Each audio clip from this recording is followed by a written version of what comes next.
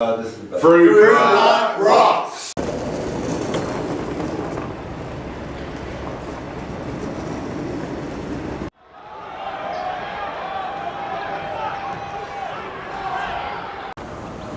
So here we are, we're just underneath this beautiful amphitheatre at Ken Fletcher Park, and it's about to be named officially Daphne Bankard Amphitheatre. And Jimmy, you've got some interesting stories to tell about Daphne's early playing career and how she really got going.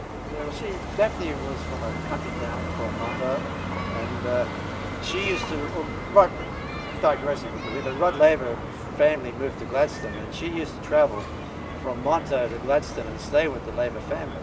And there was a very famous coach in those days named Charlie Holtz. He taught Rod, I believe he taught some of the modern day players too. He taught Todd Woodbridge, one of those players. Anyway, he was responsible for Rod also for Daphne Bankard. I think Mel Anderson used to go to Theodore to Gladstone to take lessons from him.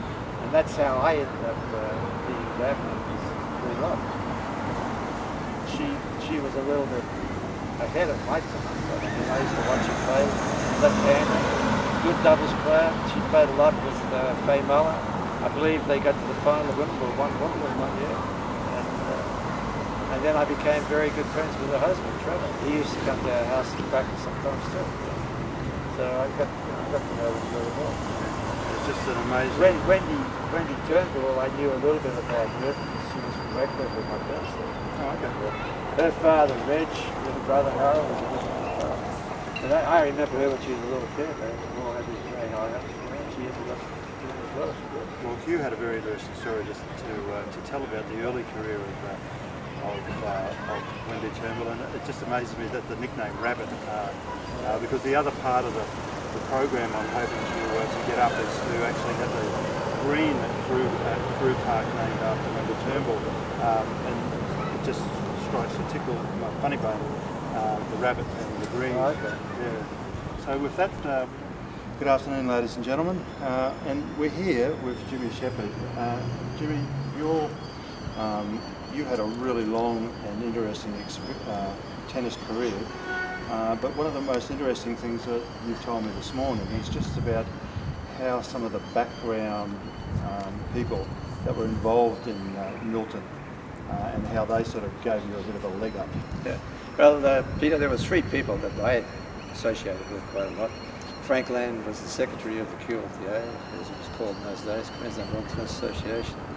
Tommy Deans was the head groundsman, and there was another older chap, Fred King, who managed the hard courts, which were adjacent to the grass courts. Yeah, so they were across the road, weren't they? Yeah, right across. Well, no, they were actually together. There was another set of courts built across the road. Oh, okay. But these were adjacent to the grass courts. Yeah, okay, good. I forget how many hard courts there were, but there was quite a lot there. Yeah. There was more than the grass courts. Yeah. And from your experience, you were saying this morning at breakfast that Milton was equivalent, as far as the grass goes, to anywhere in the world. No, actually what I was saying was that the centre court at Milton was probably the best centre court in the world outside of London. I mean, it was a fantastic. Tommy Deans was responsible for that. I mean, he did a wonderful job. He had a lot of problems with the outside courts because of it was in a flood area, and the courts would flood quite often. But the centre court itself was a beautiful court. I mean, everybody remarked upon it.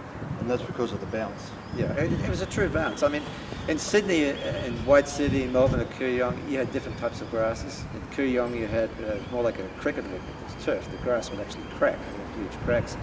Sydney had a very, very fast grass. The ball would skid. Whereas Brisbane, you got a true bounce all the time. It was just well prepared all the time. And it was a great shame that huge asset has been lost.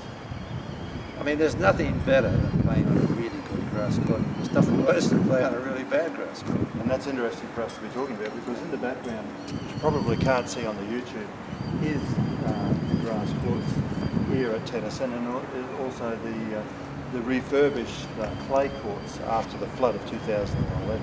Yeah, well, you know what you can see, you can't see it on the camera obviously, but the reason why we lost the grass court was because of maintenance problems.